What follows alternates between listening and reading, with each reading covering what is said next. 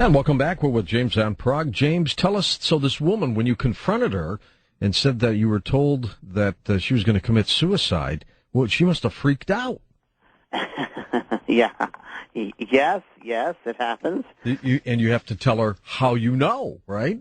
Yeah, well, but I see a lot of things, George, that people kind of freak out at, but my job is really to give them whatever I receive. My agreement with the spirit world when I first started this work 20-odd years ago was if you give me it, then I have to give it out. Now, how I give that out, how I couch it, is my responsibility, but if you give it to me, then I'm able to give it out. And I've had many, many experiences where I've been standing in front of an audience, and I'd see a lady whose lungs are black, and I'd say to her, you need to stop smoking, even though I knew probably wouldn't do much. Or there have been people say they were going to die within, I'd say, months or years, and I'd say, well, you need to go to a doctor and have checkups going on. So you won't say you're going to die. No, I don't say that, but I do say, you should go to the checkup. You should, go to a doctor checkup. And when's the last time? And they just look at me, I said, well, you really should do that. And one lady, I remember I told her to stop smoking, and years later she came back to me through spirit, and she said, and it was the exact same city, and her friends were in the audience, and she came through to them, and she said, I was here 3 years ago, and James warned me. I should have listened. God. So, yeah, it's interesting what comes through, and I'm just a messenger. I'm totally just a messenger, thank God, and it's up to that individual to make the choice. How do you know at that given time that you're picking up these sensations, these feelings from the other side, and your mind's not creating it in your head? Good question. Very, very good question, and it's a very important question. As myself, and I can only speak from my mediumship because there are many mediums out there who do this type of work, and I can't speak for them. I can only speak for myself. But I sat for many, many years in development, in a development circle.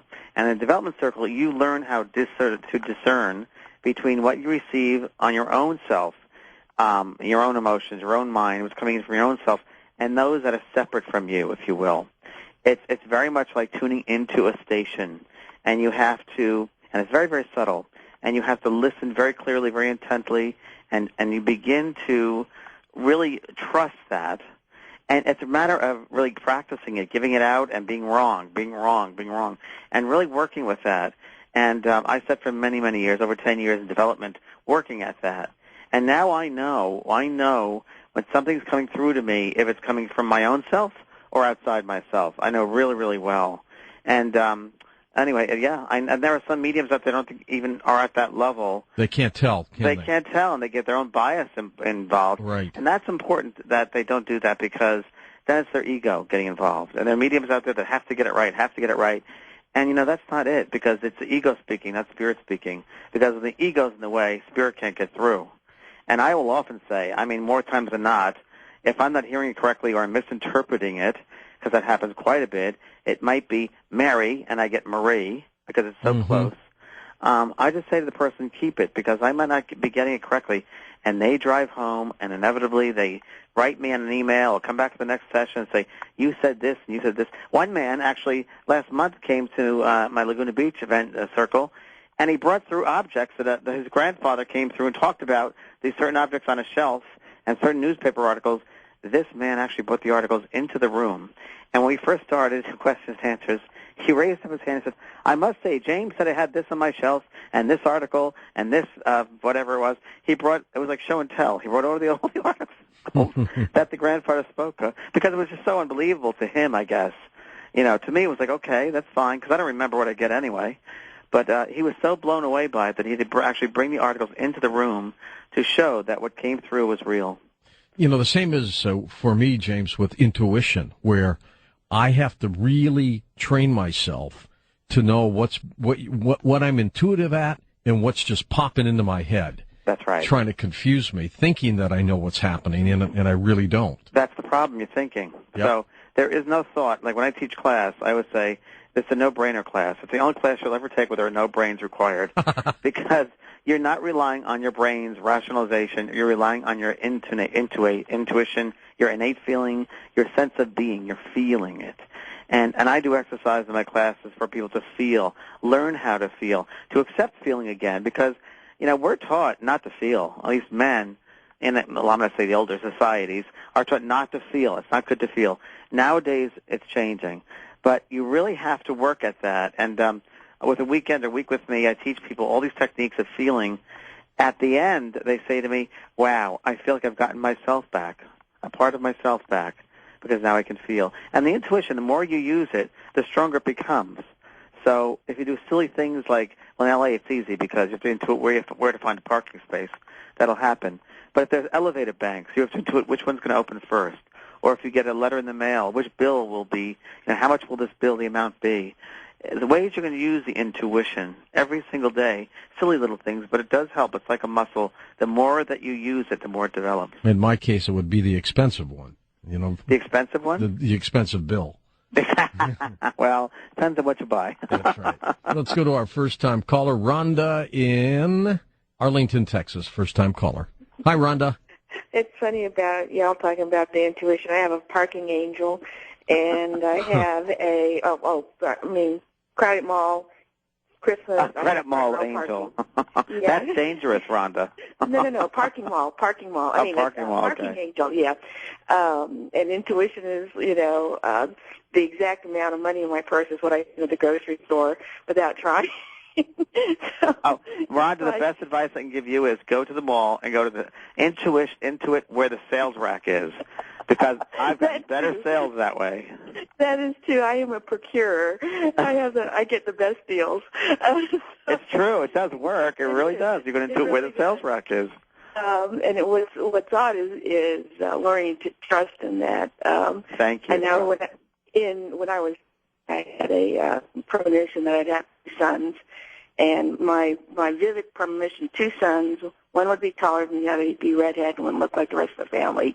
We'd be in an ward, 15 years old, the older one is carrying the younger one down, carrying him.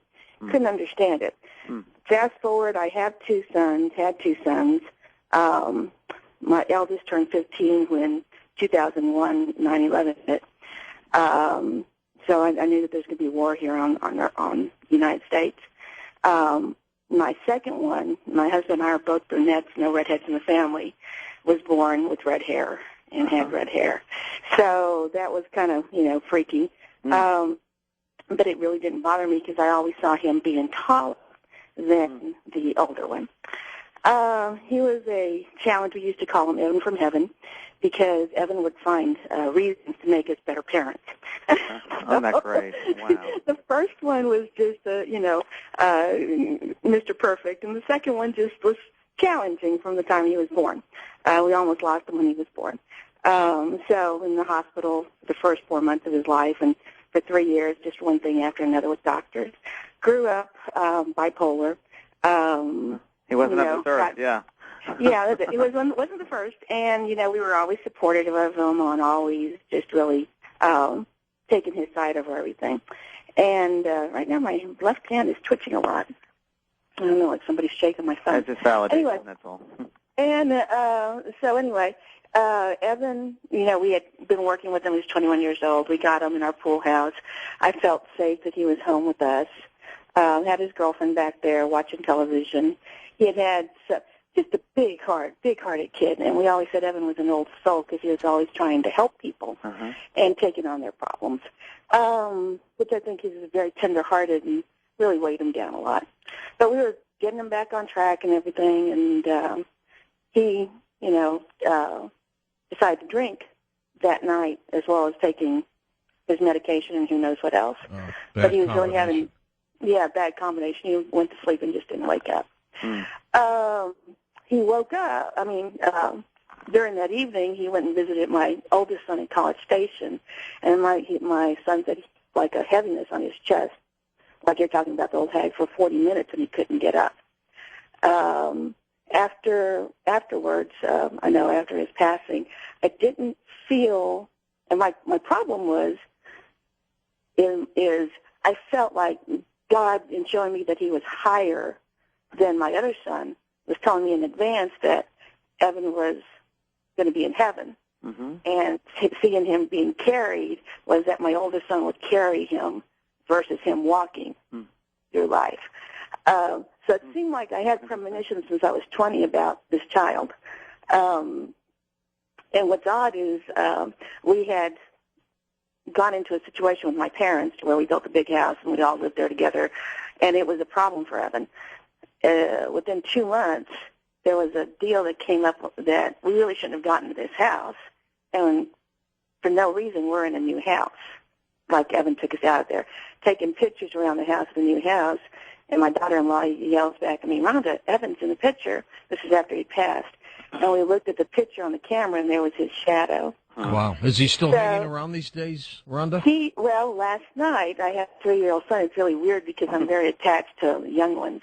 As a matter of fact, out of like 70 pregnancies, when I see a pregnant woman, I know if it's a male or female, and I've been wrong 3 times out of about 70. But well, that's not last bad. night, I know, and it's like I can see him, Let me just tell you something that I think also that Evan, it's very interesting. There's a case in the book where a lady has a son. I know this exactly for you. That's why you called. Her son's name is Ian, and he appears to her. And in the book I wrote about it, in the window it was foggy, and the first day was an I, the next day was an A, and the next day was an N. So he comes to her that way, and he had to go over to the other side of life in order to help her fulfill her life down here. And it sounds exactly like what you're going through, exactly. And it's very, very common for the child to pass over in order to finish or help the parents and the family down below. Thanks, Rhonda. You call it heaven, James. I call it heaven, and I shouldn't call it heaven. I should call it another dimension. Yeah, exactly. It has such a religious connotation, doesn't it? It does. It Yes, does. I Well, know. to me, it gives you the impression of angels, harps, and things like that. Who knows? Which I'm sure they could have it if they chose to, but that's not really what that I've heard that it is. I've had many, many spirits and children come back say, and children have. Listen, there's one book out recently about a young Christian child going to sing Jesus, which I'm sure for him. Yeah, we had them on. You had him on? Yeah. That experience happened, no doubt about it. And for him, if he wanted that and I created that world, he had that. Just like my mother went to see have Jesus or something, and she was very Catholic. You can have whatever you create. Whatever is in your mindset, you create that. You have that. So people can have angels if they choose to.